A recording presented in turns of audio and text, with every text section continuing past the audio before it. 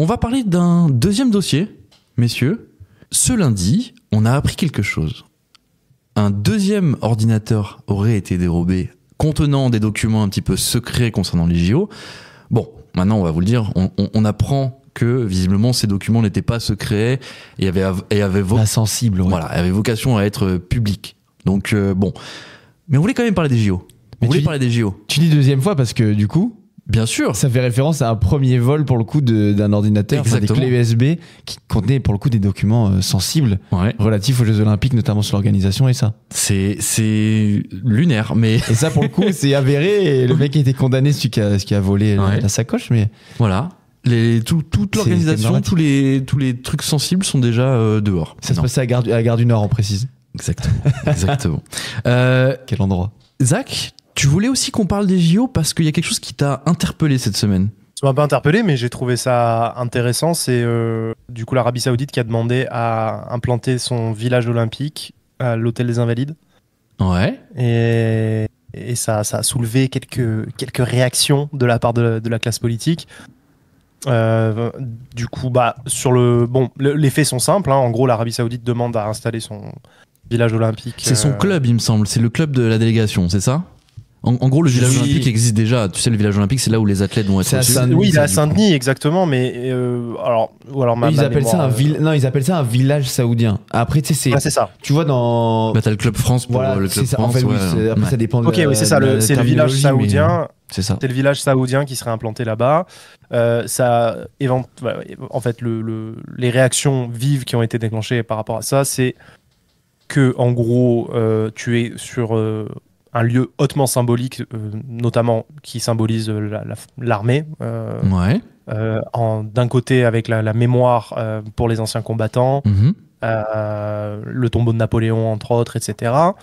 Et à côté, un pays où les droits de l'homme sont à géométrie variable et un petit peu diamétralement opposés avec le nôtre, qui va venir s'implanter ici. Donc forcément, ça a un peu gueulé. À côté de ça, il y a des personnes qui disent « Ouais, ok, mais on peut très bien privatiser les Invalides pour des défilés de mode. Donc ils peuvent très bien, eux, privatiser le truc pour leur truc olympique. » Et d'autres qui disent « Ouais, mais là, c'est pour un défilé de mode et c'est temporaire et ça dure 3 jours. » Et là, c'est quand même un pays très particulier qui vient. D'autres disent que c'est limite un camouflet, genre c'est vraiment une provocation en gros, en disant voilà, en payant, on peut avoir vraiment ce qu'on veut, on peut même aller se foutre sur votre lieu le plus symbolique qui représente l'armée. Ouais. Et après, il y en a d'autres qui disent oui, mais en même temps, on va y avoir du mécénat, donc c'est toujours intéressant, etc. Donc il y en a qui pensent que c'est une opportunité, qu'il n'y a pas de lézard, et d'autres qui pensent que c'est une insulte à notre pays. Ouais. Voilà. Ok. Bah écoute, je sais pas, moi je me dis dans n'importe quel monument entre guillemets, installer un club d'un des pays. Ouais. Est-ce qu'on a d'autres exemples? Je suis même pas sûr en fait pour l'instant je crois ce pas, genre de choses. J'ai vu que le ministre des Affaires étrangères avait réagi en disant que c'était un plan qui était à l'étude, mais que rien n'avait été fait encore. Là où je te rejoins, Galup, c'est que on va parler un peu plus de l'Arabie Saoudite et des droits de l'homme, des droits des communautés LGBT, de la presse, enfin bref, tout ça. Des droits, tout simplement. Mais globalement, je pense qu'il faut faire attention avec tous nos monuments parisiens qui sont quand même chargés en valeur, en histoire, etc. Et en fait, juste, je préférerais en fait qu'il n'y ait pas de pays étrangers qui soient sur ces sites-là, quoi. Là, pour le coup, que ce soit l'Arabie Saoudite ou autre, je me dis, est-ce que c'est leur place? Je suis pas certain.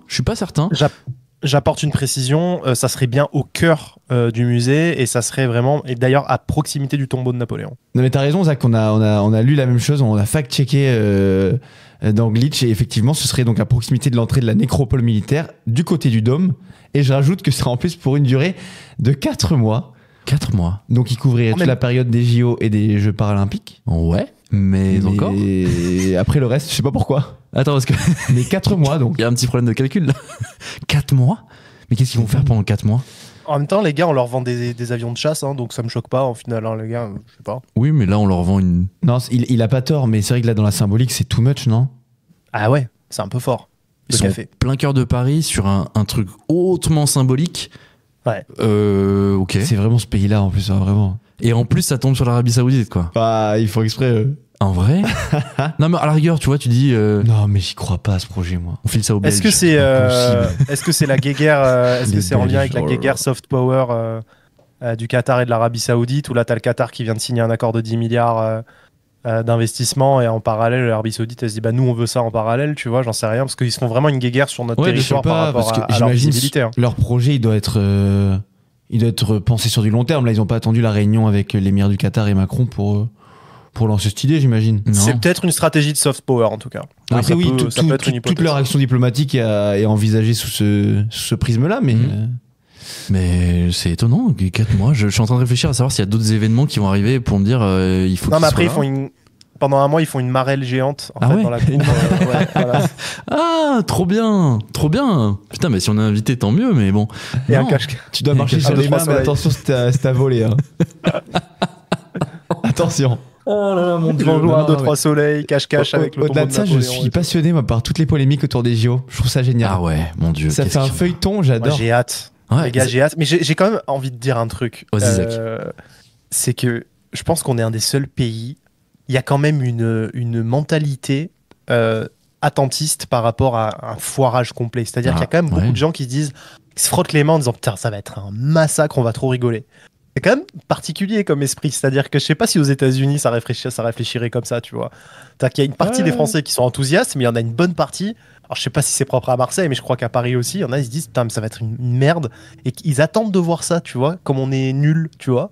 Mais c'est parce que c'est réaliste, mais après je pense que c'est normal comme tout projet. Après non, si on doit défendre un peu le projet, visiblement par rapport aux derniers JO qui sont relativement comparables, on est le seul projet qui explose pas son budget en mode ça ne double pas. Mais attends, là tu parles avant la compétition. Les budgets à la base de tous les JO en général, ça a été... les gens disent on rentre dans les clous. Jusqu'à après les JO, on dit ah ouais là on a dépassé. Tu savais avant. Ah non. À Londres, tu le savais avant par exemple. Attends, tu veux qu'on parle de... j'ai un souvenir en tête, c'était Sochi. JO d'hiver du coup. Disait on est dans les clous. Ils ont fait des villes entières. Après ils ont rénové. Et après, en termes de transparence de l'information, la Russie et la Grande-Bretagne, le Royaume-Uni, c'est quand même pas pareil. Non mais d'accord, mais là c'était des reportages français que j'ai vu. Il y a des villes entières qui ont été créées et qui sont à l'abandon. Tu vois, en fait, en plus c'est de l'investissement que tu fais, mais qui n'a aucun retour après la compétition. C'est incroyable. Mais pour le coup, Londres, ils ont réussi à faire ça, des quartiers donc qui ont été reconvertis. Mais Londres, ils ont explosé le budget. Ah oui, voilà. Là, nous, visiblement, en étant aussi proche de la compétition, t'es censé ne plus exploser le budget. Bah, non, mais j'attends de voir. Visiblement, par exemple, le village olympique deviendra un éco-quartier à Saint-Denis et tout. Bien sûr. Oui. Non, ça j'y crois fort. Non, ça a été super bien fait, les gars. Moi, j'y crois fort. Ah non, mais les bâtiments sont bien, le projet est bien, le lieu est pas mal. J'ai hâte de voir. Alors, ok, c'est du pessimisme peut-être. T'as raison de lever des doutes, mais une forme de réalisme, mais je sais pas. Et le triathlon, ça va se passer où finalement? Au lac Daumesnil ou comment ça se passe là? C'est pas dans la Seine finalement, la partie natation. Oh, ça a changé? Eh bien, je ne sais plus. Bah il y a des athlètes qui ont communiqué il y a 3 semaines en disant les gars, si on annule la natation, faut nous le dire maintenant parce qu'on s'entraîne pour rien. En gros, il y a des athlètes qui redoutent que l'épreuve de natation soit annulée parce que pas possible dans la Seine et du coup ce soit un biathlon. Ça a été évoqué. Attends, justement, parce que moi là, aux dernières nouvelles, j'ai vu Emmanuel Macron dire qu'il sera possible de se baigner dans la Seine. Il s'est même engagé à lui se baigner dans la Seine quand ce sera possible. Et ça remonte à... il y a une semaine, un peu moins. Je suis assez étonné de ce que tu me dis. Genre, tu penses que ça a été changé pour les athlètes et on le sait pas encore? Visiblement, parfois, de ce que je vois, en fait, c'est juste que le plan qu'a évoqué Zach où ils enlèveraient la natation, ça c'est impossible. Ouais. Parce que le triathlon, c'est bien le sûr. triathlon. Il y a un plan de secours, quoi. En gros, c'est ça que tu es en train de dire. Il y a un plan de secours qui serait en fait apparemment de décaler les épreuves si la qualité de l'eau est pas assez bonne. Mais il n'y a pas de décision qui a été prise genre vraiment dure, quoi. Okay. Donc, pour l'instant, ça se passe dans la Seine. Ça se passera dans la Seine jusqu'à preuve du contraire. Mais en tout cas, il y aura forcément la natation au triathlon. Ça c'est sûr. Ok, je suis étonné, Zach. J'espère que on verra des gens dans la Seine. C'était un communiqué d'un groupement d'athlètes, mais peut-être que c'était pour faire du bruit après. Non, après peut-être ils font pression aussi, mais en même temps je les comprends. Si on t'envoie dans une eau dans laquelle tu ne devrais pas te baigner normalement, c'est à la fou. Ouais, ou alors tout simplement en fait ils ont pas énormément d'infos sur l'épreuve et le déroulé de l'épreuve, et peut-être qu'ils se plaignaient un petit peu parce que peut-être même que nous on n'est pas au courant de comment ça va se dérouler, compte tenu de la qualité de la scène. Bref, on verra. En tout cas, oui, Zach, ce que tu disais, c'est assez intéressant. les gens et leur pessimisme et leur volonté de voir un petit peu s'effondrer ce projet. Mais en vrai, on attend ça parce que peut-être aussi on sait comment ça va se passer. Non, mais c'est très subjectif, je pense. Mais j'ai l'impression, moi, c'est l'impression que j'ai qu'en France, tu sais, les gens adorent regarder quelqu'un monter. Et quand il se plante, ils vont dire ah ben bon, on savait de toute façon qu'il allait se planter. De toute façon, et tu vois ce que je veux dire? Ouais. J'ai l'impression que c'est très français cet esprit-là, que tu l'as pas ailleurs, tu vois. Ouais, t'as raison. Il y a ce truc-là où on prend pas au sérieux. On veut pas prendre au sérieux et on est content que l'autre, nous dépasse peut-être pas, tu vois, ou n'aille pas au bout de son truc, tu vois. Et puis même au-delà de ça, Ando, est-ce que tu sens qu'il y a une vraie hype autour des Jeux Olympiques? Sans te dire pour autant, bon, ça va être de la merde, ça va mal se passer, etc. Est-ce que toi, t'as des échos autour de toi qui disent, genre, les gens disent, bah, ça va être trop cool, on va passer un super été, on va pouvoir avoir des trucs. Après, je pense que ça arrivera, mais peut-être plus tard, genre quand on arrivera assez proche de l'échéance. Mais là, c'est sûr qu'on est que dans une période où, en fait, mais à raison, tu soulèves les problèmes qui pourraient subvenir pendant les JO, que ce soit les logements, les transports. Les transports, j'ai hâte aussi, ça.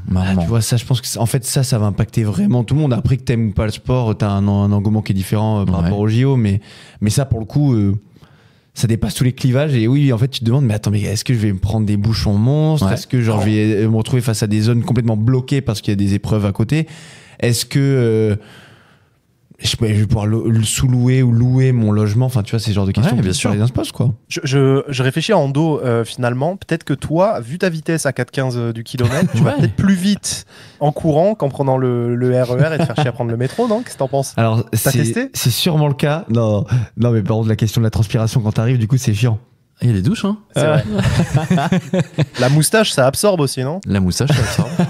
C'est fait pour ça, je pense. Et puis avec tes semelles de carbone, t'as pas de transpiration, gros. Tu rebondis sur le sol. Ah oui, tu voles. Tu voulais rajouter un truc? Je vais me doucher dans la scène, c'est pas grave. Oui, non, je pense aussi, j'ai repensé à ta question après coup. Je pense que aussi le prix des places, qui a écarté beaucoup de monde, mine de rien, même parmi les Parisiens, bah ça joue dans l'engouement qui est moindre. Parce que si tout le monde avait ses places en mode ah trop cool, je vais aller voir telle épreuve et tout, j'ai trop hâte, dans tel cadre trop beau, oui, je pense que les gens seraient plus excités. Mais là, du coup, bon, c'est un jeu, c'est des jeux qui vont être pour les Parisiens, mais pas pour tous les Parisiens là, quoi. Et le nombre de locataires qui se sont fait tège par leurs propriétaires quelques mois avant pour qu'ils se foutent tous en Airbnb, c'est réel cours, aussi, ça. C'est en cours, ça. Oui, c'est en cours. C'est réel. Je connais déjà 2 personnes, moi, qui ont été. Et le bail n'a pas été renouvelé, ouais. Ah. Il y a des gens qui quand tu vois les prix, c'est nimp. Et d'ailleurs, est-ce qu'il serait pas bon d'acheter une quantité phénoménale de tickets de métro actuellement pour pouvoir les revendre pendant la période des JO un poil moins cher? Si t'as que ça à faire, là, tu vas te poster à la gare Montparnasse ou quoi? Yes, je vais faire ça. Parce qu'on le rappelle, c'était 5 balles le prix des tickets pendant les JO? 4 euros? Bon, non, il n'y a pas assez d'argent à se faire. Il n'y a pas assez d'argent à se faire.